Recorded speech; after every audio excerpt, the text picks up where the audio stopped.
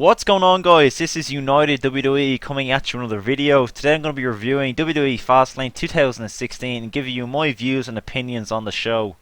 I don't want to come on here and sound like I'm moaning or I'm complaining about the product, because I am a WWE fan. I always want to see the product doing well, but when you watch shit like I did last night, you just have to be honest. You just have to be open on your views and opinions. And last night's pay-per-view was so lackluster, guys.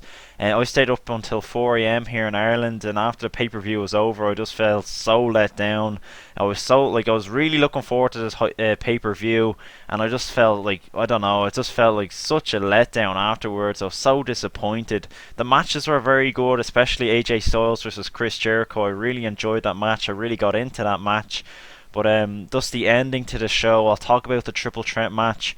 Yeah, I'm just going to get straight into it now, guys. First of all, I'm going to be talking about my predictions for the show. If you guys saw my prediction show, I think I got one match wrong. I got the Wyatt match wrong. I don't think anybody saw that one coming. Kane, Ryback and Big Show defeated the Wyatt family. What the fuck? I don't care if you're giving Brock Lesnar a feud with Bray Wyatt. I don't care if you're doing anything like that. But how the fuck do you let the Wyatt family lose to three, I'm not going to say jobbers, but you know what, I suppose Big Show is a complete jobber. Kane is probably one of the biggest jobbers on the roster, and they're trying to do something with Ryback. I think that's the only reason why they won this match. They wanted Ryback to look good, but considering Bray Wyatt beat Ryback on Raw last week, how can they not go on to beat Ryback, Big Show and Kane? It's just so stupid. The Wyatt families have so much potential, and they're just booking them so shit at the moment. And I'm so pissed off because it's just so, they're all over the place at the moment. You don't know whether these guys have heat backstage, what they're doing wrong,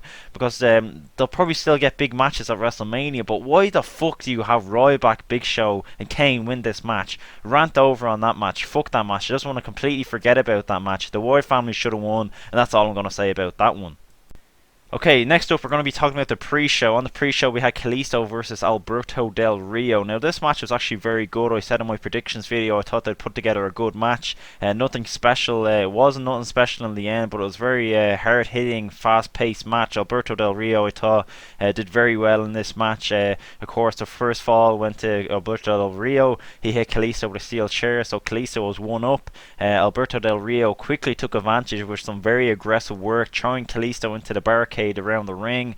He threw him into the ring, then he got a 3 count, so it was 1-1, and looked like Kalisto went on to win it with a quick roll up. So yeah, it was a decent match, a good match to get the fans warmed up for the pay-per-view, but I still do not know how this show did not make the main card, considering they put Curtis Axel and R-Truth on the card. A complete why the fuck was that not on the main card, Kalisto and Alberto Del Rio, but they can put Curtis Axel and R-Truth on there? Are you serious, WWE? Oh my god, that match wasn't even worthy of being on Superstars, for fuck's sake. This whole pay-per-view just turned out to look like a SmackDown, or just a Raw, a very poor Raw. And I don't want to go into rant mode, but I'm just giving you my views and opinions. If you feel the same, if you feel differently, make sure to comment down below. So to start off the main card, to start off the pay-per-view, we had Sasha Banks and Becky Lynch and Team Bad. Yeah, it was a tag team match, a Divas match. It was okay. It was a solid work by Becky. She worked really well to get that hot tag off Sasha. Sasha came in and cleared house. They dominated. Sasha looked like $1 million in this match. I thought Team Bad did very well to build up the suspension, trying to keep Becky away from Sasha to get that tag, and they did that very well. But in the end, Sasha and Becky went on to get the win. It was a very solid match, and it was good to see the Divas kickstart the pay-per-view and get the crowd going once again after the Kalisto and Del Rio match. But yeah, big props to WWE for giving Becky and Sasha the chance to kickstart the pay-per-view, and just to give the Divas a chance to get the spotlight on them. The pressure was on them to get a hot start to Fastlane, and I think they definitely produced. I was happy with the Divas tag team match, and yeah, that's all I have to say on that one. Next up, we're going to be talking about Dolph Ziggler. He took on the Intercontinental Champion Kevin Owens. Now, this was for the belt. It was a very good match, guys. I really enjoyed this. Kevin Owens was just brilliant as a heel, as always, in this match. Of course, it was Cleveland, Ohio, so that's Dolph Ziggler's hometown. That's where he grew up, so the crowd were in his corner. The crowd all through the night, they're a bit bipolar. They're cheering crazy for one match, and then they'll just be completely bored out of their heads for the next match.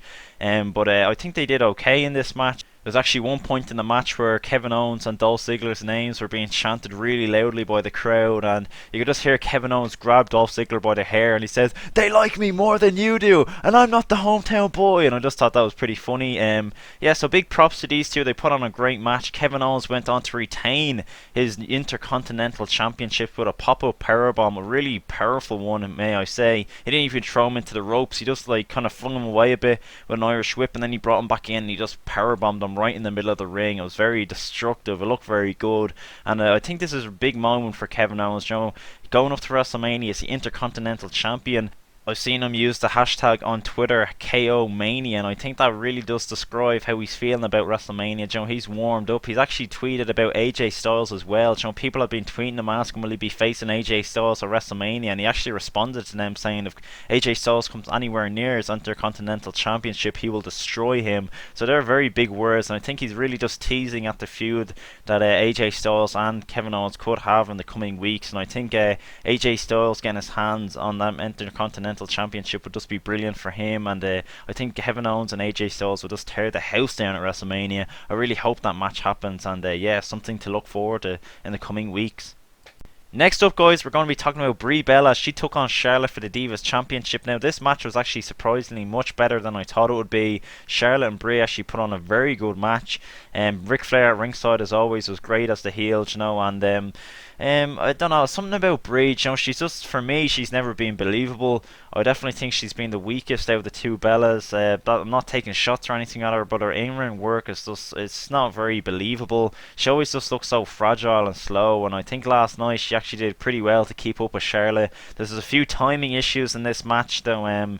Some of the moves they're trying to pull off, you know, sometimes Charlotte kind of had to wait a while for Brie to, you know, come to terms with what was going on, what spots were being called. But altogether, I thought it was a good match, and yeah, Charlotte went on to retain her Divas Championship. Does this set up a triple threat match now at WrestleMania between Sasha, Charlotte, and Becky? I really hope so. That's a match I really want to see. And if they're given the time at WrestleMania, if they're given their 20 minutes, 20 to 25 minutes maybe, to put on a triple threat match for the Divas Championship at WrestleMania, I think they'll tear the house down. I think the crowd will give them the appreciation they deserve, and yeah, that's my views anyway. Charlotte is still the Divas Champion.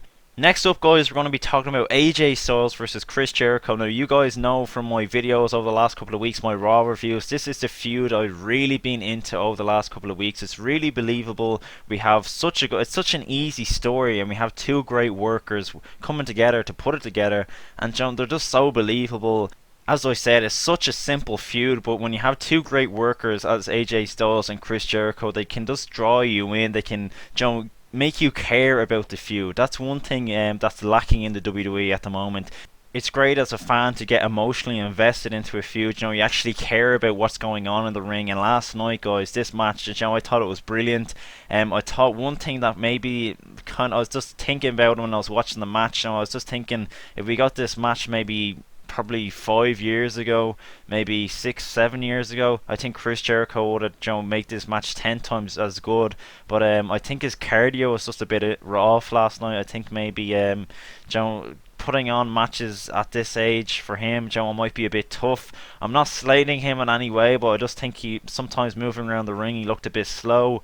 But I love Chris Jericho, I love AJ Styles, and I think they put on a very good match last night. As I said, I'm not slating Chris Jericho in any way. I it's just me thinking as a fan that's watched Chris Jericho's nearly entire career in the WWE. You know, I know how good he can be, and I suppose I was just comparing that to last night, and it was a bit off. But you know, that's just a fan in me wanting to see these two guys at their best. As I said, I'm not slating Chris Jericho in any way, shape, or form. I just think he found it tough at times last night to keep up with the pace of the match. But maybe that's me being just a bit too critical. Jericho made AJ Styles look like $1 million, and that's what he aimed out to do by setting up this feud. So I'm sure he's the one of the guys that said, you know, I want to work with AJ Styles when he first came into the WWE. And fair play to Chris Jericho. You know, he's made a career out of putting other people over and still staying mega over himself. So big thumbs up to Chris Jericho, and you know, thanks for giving AJ Styles this opportunity to, you know, to build a legacy in the WWE. You know, after the match, the two shook hands, and I was just disappointed with the crowd because this was a moment I was expecting a big pop from the crowd. You know, they're kind of sitting on their hands again. You know, it was a bit quiet in the arena. During the match, we had the "Let's go Jericho, let's go AJ Styles" chants, stuff like that. I thought that was good, but I think they kind of lost interest in the match, which was a bit disappointing, and took away from the match a bit. You know, there's a few moments where there's just a pin drop silence, and I hate to see that. Especially when you have two guys, you know, putting their asses on the line for the fans, and you know, yeah, that was just a bit disappointing. The fans, I thought for the main event, the fans were very good. For the rest of the show, they're actually pretty shit. Speaking of shit, guys, next up, I'm going to be talking about the Cutting Edge Peep Show, or whatever the fuck it was called. This was so disappointing. Like, it got off to a great start. We had Edge and Christian in the ring. The New Day came out. I was laughing my head off. I thought it was hysterical. Out of nowhere, they start talking about Sheamus, and just like, you know, they're kind of like forcing the laughter, if you know what I mean. You know, the jokes are, you know, kind of getting a bit shit. Edge start talking about Sheamus, and out of nowhere they start talking about the League of Nations. And I was like, oh, please don't bring the League of Nations out here. I really don't want to see the League of Nations. And boom, just like that, we get the League of Nations. I don't know why they came out in this segment. Are they building up the New Day versus League of Nations at WrestleMania? I really hope so. What am I saying? I really hope they don't do that match. I really hope they don't. I was expecting maybe a ladder match for the New Day at WrestleMania, something exciting. It was interesting as well. The Dudley Boys weren't on the show. I think they'll do something very big on Raw tomorrow night. The Dudley Boys, you know, they're really pushing them as a heel tag team at the moment. But yeah, as I said, guys, this segment was so disappointing. A lot of people were talking about maybe Enzo and Big Cass debuting in this segment. But it just had a really weird ending. It was just really random. You know, the League of Nations came out. They went face to face with Edge and Christian and the New Day.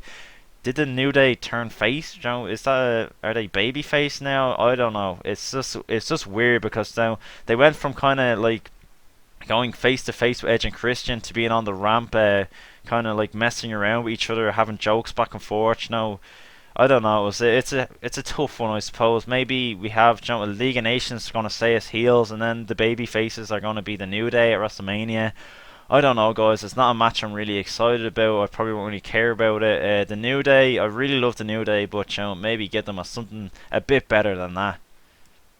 After this segment, guys, you know, even during that segment, I think this is where the pay-per-view completely dipped. I just kind of lost a bit of interest. Now, I was always going to stay around to watch the main event, but why the fuck did we get R-Truth versus Curtis Axel? As I mentioned at the start of this video, I don't know why this match made the card, but Kalisto and Alberto Del Rio didn't. I really don't get that. Maybe they just thought Alberto Del Rio and Kalisto would put on a good match, and people say, oh, I better order this pay-per-view or whatever, or go get the network. But yeah, I really don't know why they weren't on the main card, and R-Truth and Curtis Axel did.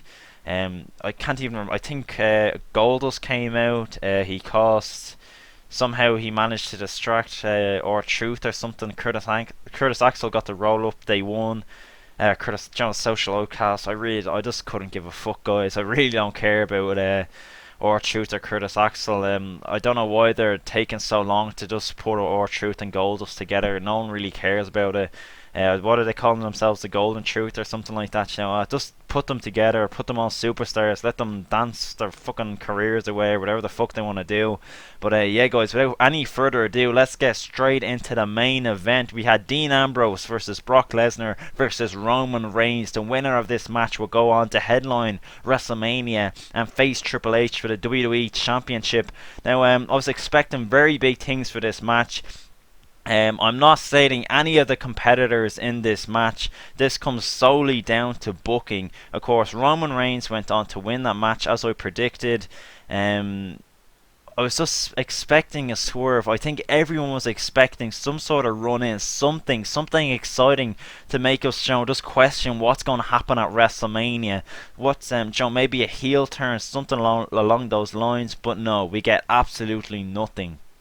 You know, people will say be patient. You know, I'm not giving up on WrestleMania just yet. I think Raw is gonna be. I think Raw has to be big tonight. They have to do something on Raw tonight to make us, you know, whoa, wait a second, we got it completely wrong. Things are gonna be different. You know, something's gonna be thrown in, some sort of stipulation, something be added to this match. Because if it's just straight up Roman Reigns versus Triple H, I really couldn't give a fuck. Because I don't dislike Roman Reigns. I actually really like Roman Roman Reigns, but I just hate the way he's being fucking booked. If he was booked the way he was booked at TLC, the way he beat the shit out of Triple H, I'm not saying he goes out there every week and like just beats the crap out of people, but just make him be a fucking badass. You know, I'm just tired of the Roman Reigns that goes around smirking, that gets forced down our throats. You know, let us give us a chance to actually like the guys, you know what I mean? Don't just force them down our throats as some sort of Superman. Of course, we seen last night the match was absolutely brilliant. The triple threat was fantastic,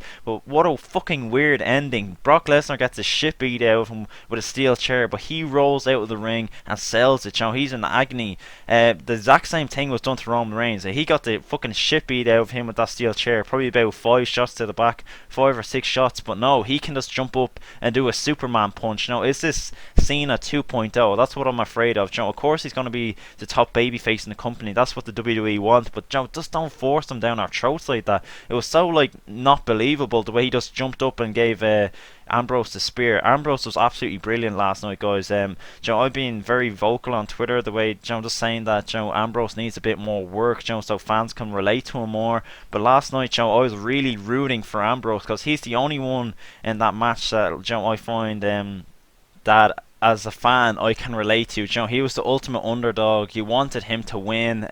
I think everybody was going for either Lesnar or Ambrose last night. You know, people just wanted the pure destruction of Brock Lesnar to take over. Everyone was expecting, you know, the Wyatt family to come out and attack Brock Lesnar. We didn't get that in the end, thank God. I really didn't want to see that. Instead, we got Brock Lesnar put through 2 announce tables. Why the fuck didn't they do the third? That would have been so fucking cool.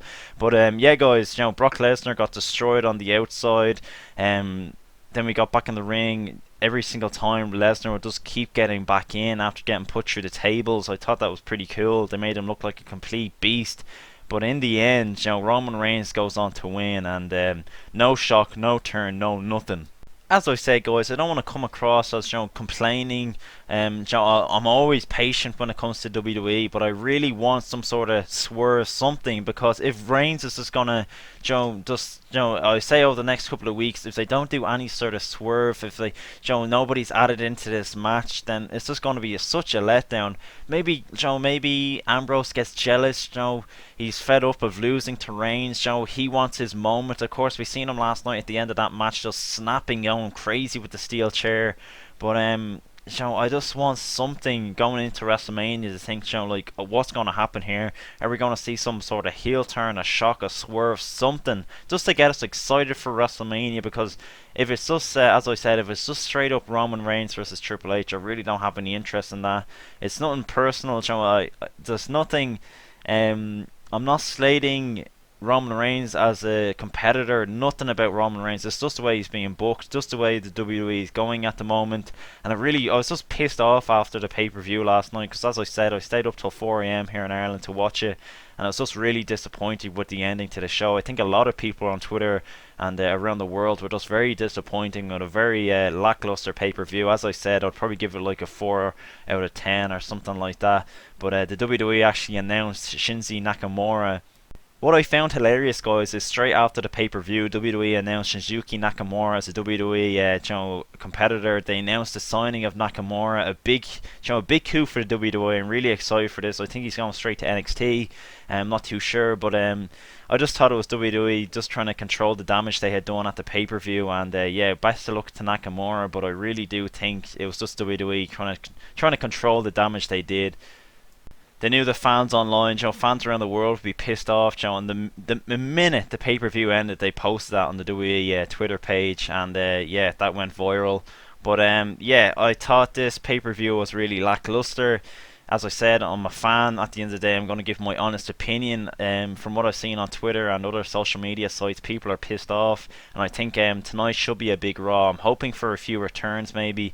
Maybe we get The Undertaker, maybe we get John Cena. You know, there's my views anyway. I think the Vincent K. McMahon Award for Excellence or something like that, they're going to be doing that. They're going to be opening the show with that. So what I would love to see is maybe give that award to John Cena. You know, John Cena's a guy that's been around for years now. He's done a lot of charity work with Make-A-Wish and so many different companies. You know, he's just a hard-working guy. Maybe this goes to John Cena, and maybe Undertaker comes out. You know, maybe they set up a feud.